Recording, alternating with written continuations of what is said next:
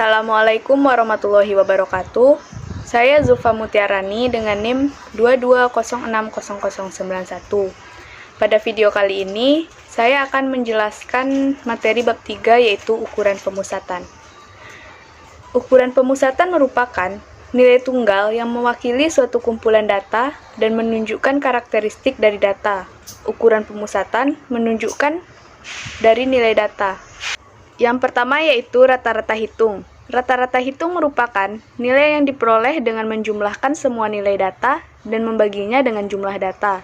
Rata-rata hitung merupakan nilai yang menunjukkan pusat dari nilai data dan merupakan nilai yang dapat mewakili dari keterpusatan data.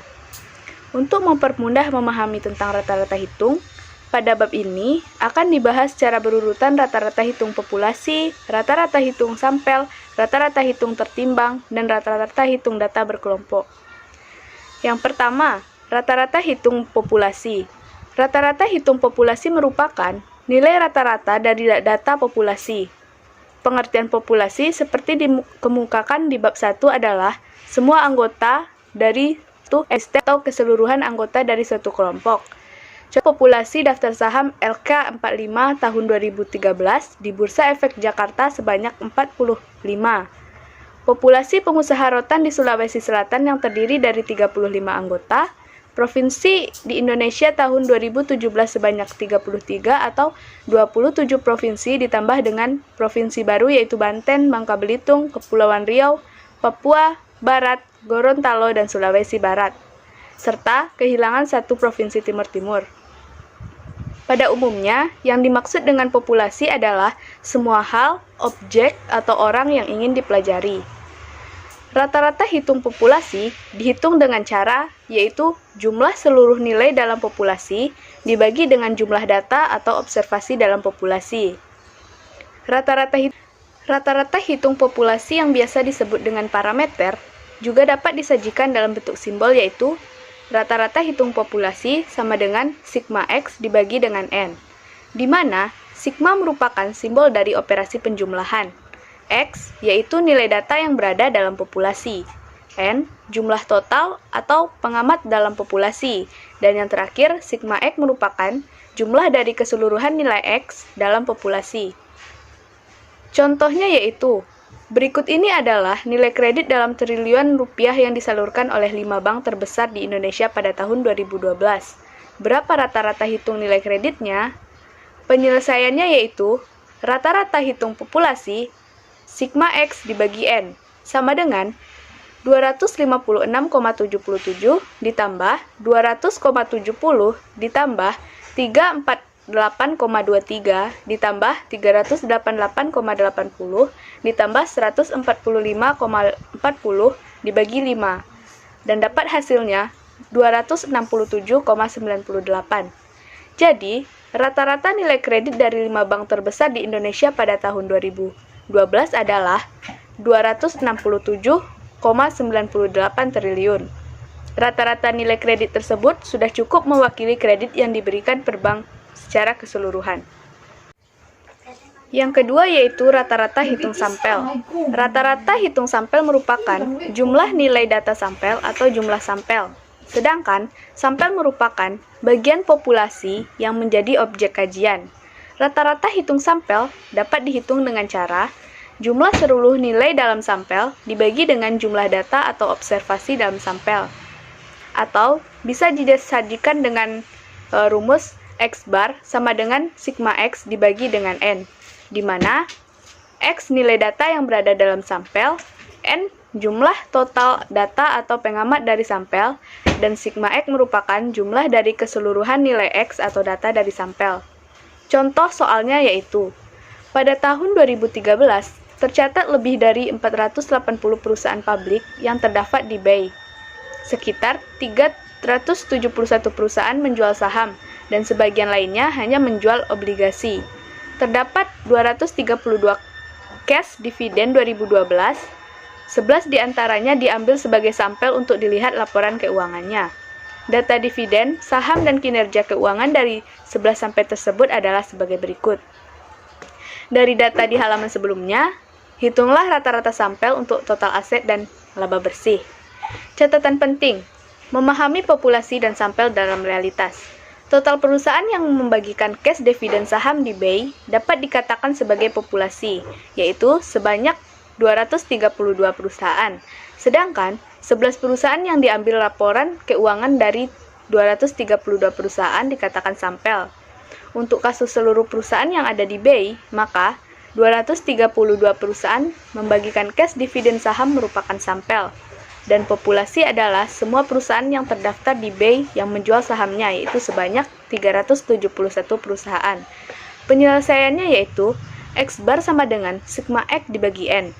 Untuk total aset, 1.252.058 dibagi 11 sama dengan 113.823.000. Untuk laba bersih, 70.943,4 dibagi 11 sama dengan 6.449,28. Selanjutnya yaitu rata-rata hitung tertimbang.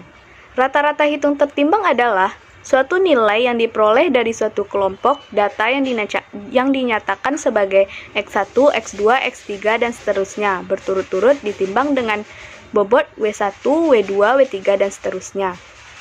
Rumus hitung rata-rata tersebut yaitu W1 dikali X1 ditambah W2, X2 ditambah W3, X3 ditambah dan seterusnya, dibagi dengan W1 ditambah W2 ditambah W3 dan seterusnya. Atau dapat disederhanakan menjadi rata-rata hitung tertimbang sama dengan sigma W dikali X per sigma W, di mana sigma merupakan simbol dari operasi penjumlahan, X merupakan nilai data yang berada di dalam populasi atau sampel, dan N merupakan jumlah total data atau pengamat dari populasi sampel. Selanjutnya, yaitu rata-rata data berkelompok. Rata-rata data berkelompok merupakan data yang telah berbentuk distribusi frekuensi. Rumusnya yaitu X bar sama dengan sigma Fi dikali Xi per N, di mana X bar merupakan rata-rata hitung data berkelompok, sigma merupakan simbol dari operasi penjumlahan, F1 merupakan frekuensi kelas ke-1 di masing-masing kelasnya, X1 merupakan nilai tengah kelas ke-I, dan Fi, Xi merupakan hasil perkalian antara frekuensi dan nilai tengah pada kelas I, dan N merupakan jumlah total data atau pengamat. Contohnya yaitu, berikut adalah data yang sudah dikelompokkan dari 22 saham dipilih pada bulan November 2013. Buatlah nilai rata-rata untuk harga saham pilihan tersebut. Penyelesaiannya yaitu sigma Fi Xi dibagi dengan N sama dengan 3 dikali 80,7 ditambah 4 dikali 88,2 ditambah 7 dikali 95,7 ditambah 4 dikali 103,2 ditambah 4 dikali 110,7 dibagi dengan 22. Hasilnya yaitu 96,38. Jadi, rata-rata harga saham pilihan untuk 22 perusahaan adalah 96,38 per lembar. Memahami sifat-sifat rata-rata hitung. Rata-rata hitung sebagai salah satu ukuran pemusatan mempunyai sifat-sifat sebagai berikut. Yang pertama, setiap kelompok, baik dalam bentuk skala interval maupun rasio mempunyai rata-rata hitung. Yang kedua, semua nilai data harus dimasukkan ke dalam perhitungan rata-rata hitung. Dan yang ketiga, suatu kelompok, baik kelas maupun suatu kesatuan dalam populasi dan sampel hanya mempunyai satu rata-rata hitung. Yang keempat, rata-rata hitung untuk membandingkan karakteristik dua atau lebih populasi atau sampel. Yang kelima, rata-rata hitung selagi satu-satunya ukuran pemusatan, maka jumlah definisi setiap nilai terhadap rata-rata hitungnya selalu sama dengan 0. Yang keenam, rata-rata hitung sebagai titik keseimbangan dari keseluruhan data, maka letaknya berada di tengah data. Yang ketujuh, rata-rata hitung nilainya sangat dipengaruhi oleh nilai ekstrim, yaitu nilai yang sangat besar atau sangat kecil. Dan yang terakhir, bagi data dan sekelompok data yang sifatnya terbuka atau lebih dari atau kurang dari tidak mempunyai rata-rata hitung. Materi selanjutnya yaitu median. Median adalah titik tengah dari semua nilai data yang telah diurutkan dari nilai yang terkecil ke yang terbesar, atau sebaliknya, dari yang terbesar ke yang terkecil. Median sendiri mempunyai dua jenis, yaitu yang pertama, median untuk data tidak berkelompok dan median untuk data berkelompok. Yang pertama kali akan kita bahas yaitu median untuk data tidak berkelompok. Median untuk data tidak berkelompok adalah nilai yang letaknya di tengah data yang telah diurutkan. Namun, datanya belum dikelompokkan ke dalam kelas atau kategori tertentu, atau belum dalam bentuk distribusi frekuensi. Bagaimana cara mencari letak dan nilai median untuk data tidak berkelompok? Dapat dicari dengan langkah-langkah berikut. Yang pertama, letak dari median dapat dicari dengan rumus N ditambah 1 dibagi 2. Yang kedua, apabila jumlah datanya ganjil, maka nilai median merupakan nilai yang letaknya di tengah data. Yang ketiga, apabila jumlah datanya genap, maka nilai median merupakan nilai rata-rata dari dua data yang letaknya berada di tengah. Contohnya yaitu, berdasarkan dari contoh 3-2, carilah nilai median untuk total aset dan laba bersih. Yang pertama, langkah pertama menentukan letak median yaitu N ditambah 1 dibagi 2, jumlah data ada 11. N sama dengan 11, maka letak median 11 ditambah 1 dibagi 2 sama dengan 6. Langkah kedua, mengurutkan nilai total aset dan laba bersih dari yang data yang sudah ada pada contoh 3 dan 2. Yang ketiga, nilai median terletak pada data ke-6, yaitu pada total aset sebesar 19.709 miliar dan pada laba bersih sebesar 2.989 miliar. Yang kedua, median untuk data berkelompok. Pengertiannya yaitu sama, nilai yang terletak ada di tengah data, sehingga data berada setengahnya di atas dan setengahnya di bawah. Yang membedakan median data berkelompok dan median data tidak berkelompok adalah, pada data berkelompok, nilai informasi atau karakteristik dari masing-masing data tidak dapat diidentifikasikan lagi. Yang dapat diketahui hanya karakter dari kelas 1 atau intervalnya. Akibatnya, akan terdapat kesulitan dalam menentukan nilai median yang tepat pada suatu interval. Oleh sebab itu, pendugaan dilakukan dengan cara berikut. Yang pertama, menentukan letak kelas di mana nilai median berada. Letak median untuk data berkelompok adalah N/2, di mana N adalah jumlah frekuensi. Yang kedua, melakukan interpolasi di kelas median untuk mendapatkan nilai median dengan rumus sebagai berikut. Nilai median sama dengan L ditambah N/2 dikurang CF/F dikali I.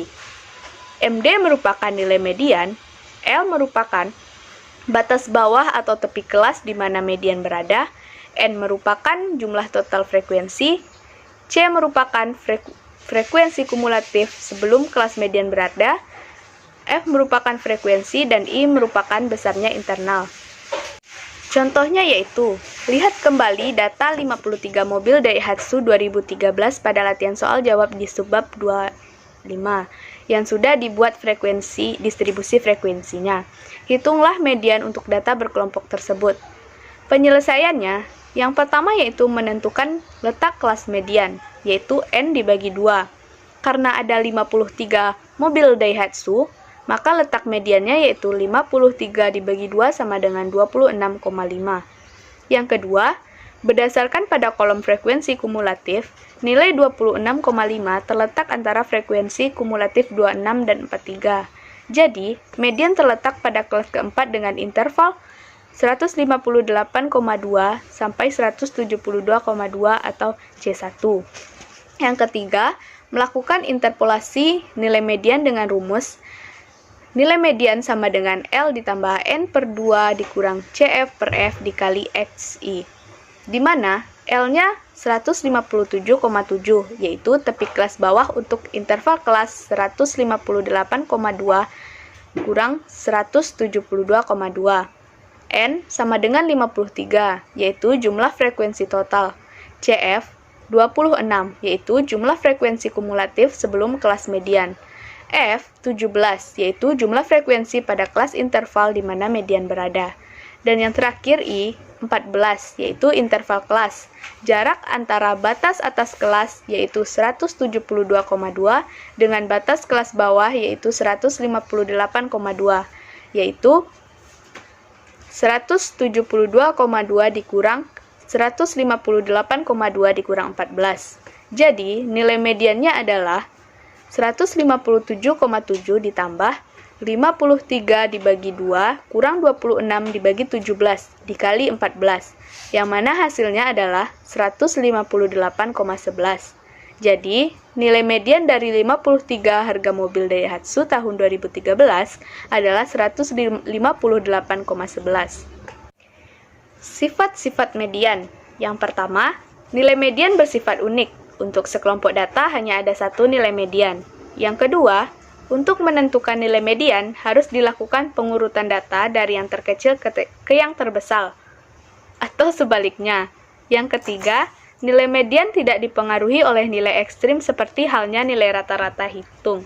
Yang keempat, median dapat dihitung untuk sebuah distribusi frekuensi dengan kelas interval yang terbuka. Dan yang terakhir, semua skala pengukuran baik rasio, interval, dan ordinal dapat digunakan untuk mencari nilai median. Materi selanjutnya yaitu modus. Modus merupakan salah satu ukuran pemusatan di samping rata-rata hitung dan median. Modus secara umum artinya yaitu nilai yang sering keluar. Sebagai contoh, modus seperti merek mobil apa yang banyak dibeli konsumen, berapa tingkat inflasi yang sering terjadi selama tahun 2003 sampai 2007, dan apa tingkat pendidikan yang paling umum di Indonesia. Jawaban atas pertanyaan tersebut adalah modus. Bagaimana cara mencari nilai modus? Langkah-langkahnya yaitu yang pertama, untuk data tidak berkelompok, maka modus adalah nilai yang sering muncul atau frekuensi yang paling banyak. Yang kedua, untuk data berkelompok, maka modus diperoleh dari rumus sebagai berikut, yaitu modus sama dengan L ditambah D1 dibagi D1 tambah D2 dikali I. L merupakan batas bawah atau tepi kelas di mana modus berada. D1 merupakan selisih frekuensi kelas modus dengan kelas sebelumnya. D2 merupakan selisih frekuensi kelas modus dengan kelas sesudahnya. Dan yang terakhir, I merupakan besarnya interval kelas. Contoh soalnya yaitu terdapat pada 3 sampai 9. Berikut adalah nilai par dari 15 perusahaan terpilih di BEI berdasarkan hasil analisis laporan keuangan masing-masing perusahaan. Hitunglah nilai modusnya.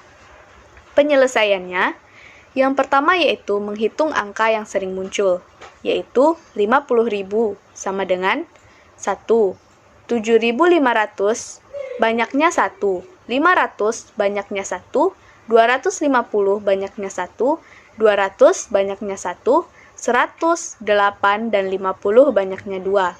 Jadi, modusnya adalah 100, yaitu angka yang paling banyak muncul, yaitu sebesar 8. Materi selanjutnya yaitu hubungan antara rata-rata hitung, median, dan modus.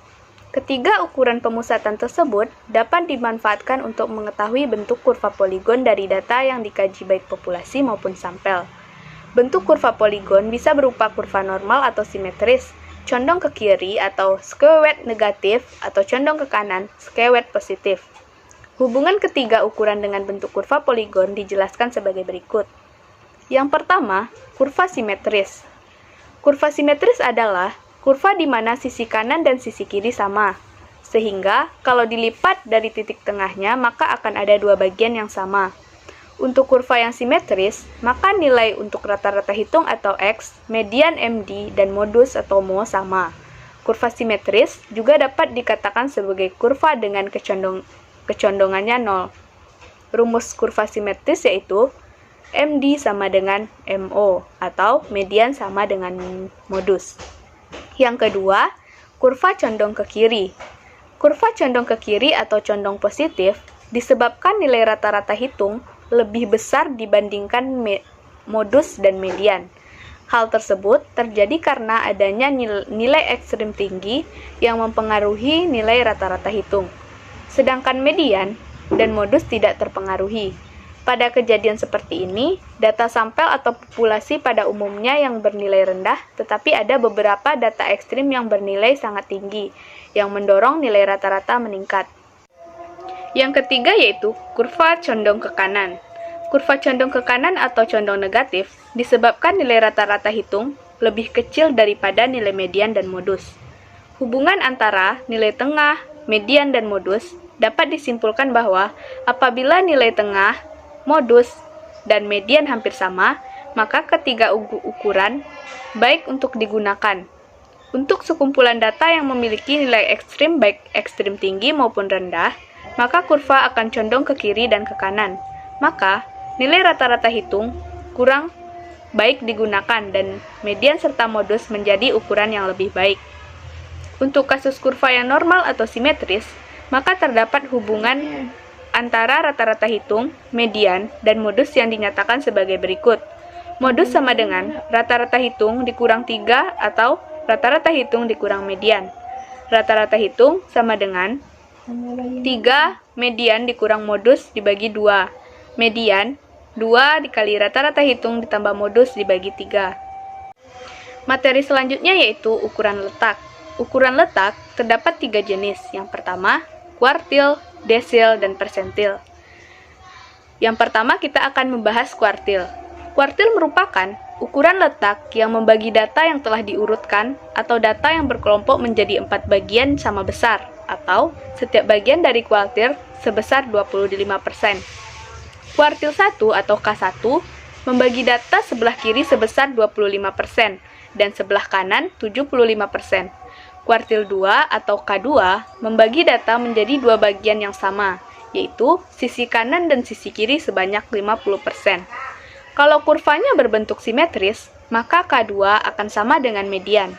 Kuartil 3 atau K3 membagi data sebelah kiri sebesar 75% dan sebelah kanan sebesar 25%. Contoh kuartil yaitu, hitunglah kuartil 1, kuartil 2, dan kuartil 3 dari data yang sudah dikelompokkan pada kasus 22 saham pilihan bulan 11 November 2013 di BI. Untuk penyelesaian data berkelompok, beberapa langkah yang harus dilakukan. Yang pertama, menentukan letak data kuartil untuk data berkelompok. Yang kedua, melakukan interpolasi untuk mengetahui nilai kuartil dengan rumus sebagai berikut. Nilai kuartil 1 sama dengan L ditambah I dikali N dibagi 4 dikurang CF per FK dikali C1, di mana NK1 merupakan nilai kuartil ke-1, di mana 1 sama dengan 1, 2, dan 3. L merupakan tepi kelas di mana letak kuartil berada. N merupakan jumlah data atau frekuensi total. C1 merupakan frekuensi kumulatif sebelum kelas kuartil. FK merupakan frekuensi pada kelas kuartil, dan C1 merupakan interval kelas kuartil. Penyelesaian soal untuk data berkelompok di atas. Yang pertama, letak kuartil. K1 sama dengan 1 dikali 22 dibagi 4 sama dengan 5,5. K2 sama dengan 2 dikali 22 dibagi 4 sama dengan 11. K3, 3 dikali 22 dibagi 4 sama dengan 16,5. Yang kedua, nilai kuartil.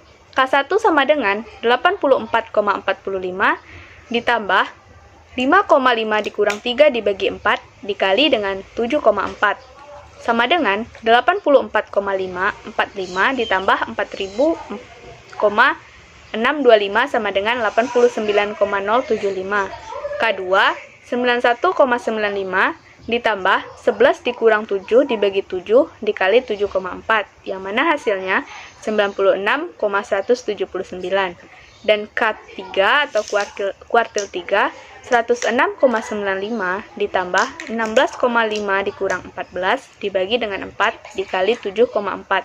Hasilnya 111,575.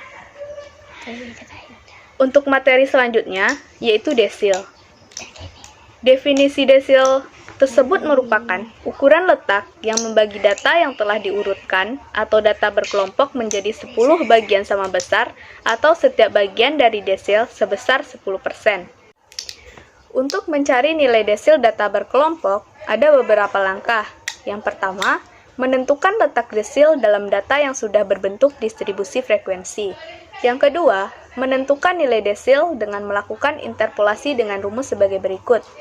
ND1 sama dengan L ditambah I dikali N per 10 dikurang CF bagi FK dikali C1, di mana ND1 merupakan nilai desil ke-1, di mana I sama dengan 1, 2, 3, dan seterusnya. L merupakan tepi kelas di mana letak desil berada. N merupakan jumlah data atau frekuensi total. CF, frekuensi kumulatif sebelum kelas desil. FK merupakan frekuensi pada kelas desil. CI merupakan interval kelas desil. Berikut data 20 saham pada 11 November 2013 di B yang tergolong LQ45 dan hasil pengelompokan harga sahamnya. Hitunglah D2, D5, dan D9 dari data yang sudah dikelompokkan pada kasus 20 saham pilihan ini. Untuk penyelesaiannya, yang pertama yaitu menentukan letak desil, di mana D1 sama dengan 1 dikali N per 10, yaitu 1 dikali 20 per 10 sama dengan 2 kelas pertama. D5, 5 dikali 20 dibagi 10 sama dengan 10, ini merupakan kelas ketiga. Dan desil 9, 9 dikali 20 per 10 sama dengan 18 kelas keempat. Untuk mencari nilai desil, menggunakan rumus yang tadi. Yang A, ND sama dengan 3849,5 ditambah 20 per 10 dikurang 0 dibagi 13 dikali 6600. Hasilnya yaitu 4864,9. Yang B, ND5 3849,5 ditambah 100 bagi 10 dikurang 0 dibagi 13 dikali 6.600, yang mana hasilnya 8.926,4. ND9 23,652,5 ditambah 180 dibagi 10 dikurang 17 dibagi 13 dikali 6.600, yang mana hasilnya 24.160,2. Untuk materi yang terakhir, yaitu persentil. Persentil juga merupakan bagian dari ukuran letak. Persentil adalah ukuran letak yang membagi data yang telah diurutkan atau data yang berkelompok menjadi 100 bagian, yang sama besar atau setiap bagian dari desil sebesar 1%. Untuk mencari nilai persentil data berkelompok, ada beberapa langkah yang harus dilakukan, yaitu yang pertama menentukan letak persentil dalam data yang sudah terdistribusi frekuensinya. Yang kedua, menentukan nilai persentil dengan melakukan interpolasi dengan rumus sebagai berikut. Nilai persentil 1 sama dengan L ditambah I dikali N dibagi 10 dikurang CF dibagi FK dikali CI, di mana NP1 merupakan nilai persentil ke I di mana I 1, 2, 3, dan seterusnya. L merupakan tepi kelas di mana letak persentil berada. N jumlah data atau frekuensi total. CF merupakan frekuensi kumulatif sebelum kelas persentil. FK merupakan frekuensi pada kelas persentil. Dan CI merupakan interval kelas persentil. Contoh, perhatikan kembali tabel distribusi frekuensi pada contoh 316. Yaitu saham pilihan LQ harga saham pada bulan November 2013 di Bursa Efek Indonesia. Berdasarkan data tersebut, hitunglah apakah harga saham 25.000 termasuk ke dalam 15% harga saham tertinggi. Yang kedua, apakah harga saham 4.000 termasuk ke dalam 22% saham terendah? Dan yang ketiga, apabila ingin membeli saham yang termasuk ke dalam 4% saham tertinggi, berapa harga saham yang harus dibeli? Untuk penyelesaiannya, yang pertama menentukan letak persentil. Pengertian 15% saham tertinggi adalah P85 yang diperoleh dari 100% dikurang 15%. Untuk 22% saham terendah, maka sama dengan P22. Sedang 4% saham tertinggi adalah P96. Maka letak persentil adalah sebagai berikut. P85 sama dengan 85 dikali 20 dibagi 100 sama dengan 1700 dibagi 100 hasilnya 17, yaitu kelas keempat. Untuk P22, yaitu 22 dikali 20 dibagi 100, hasilnya 4,4, yaitu kelas kedua. Dan untuk P96, 96 dikali 20 dibagi 100, yang mana hasilnya 19,2. Ini merupakan kelas kelima. Yang kedua, mencari nilai persentil. Dengan rumus, NPI sama dengan L ditambah I dikali N dibagi 100 dikurang CF dibagi FK dikali CI. NP85 sama dengan 23.652,5 ditambah 1.700 dibagi 10 dikurang 17 dibagi 1 dikali 6.600. NP5 yaitu 23.652,5 ditambah 0, yang mana hasilnya 23.652,5. P85 mempunyai nilai sebesar 23.652,5 rupiah, maka harga saham di atasnya termasuk ke dalam 15% harga saham tertinggi. Dari soal, harga saham yang ditanyakan adalah 25.000, maka perusahaan tersebut termasuk ke dalam kelompok ini. NP22 3.849,5 ditambah 440 dibagi 100 dikurang 0 dibagi 13 dikali 6.600, yang mana hasilnya 4.072,9. Harga saham sampai dengan 4.072,9 adalah termasuk dalam 22% saham dengan harga terendah. Harga saham yang ditanyakan pada soal adalah Rp4.000, maka perusahaan ini termasuk ke dalam 22% perusahaan tersebut. NP96 yaitu 30.253,5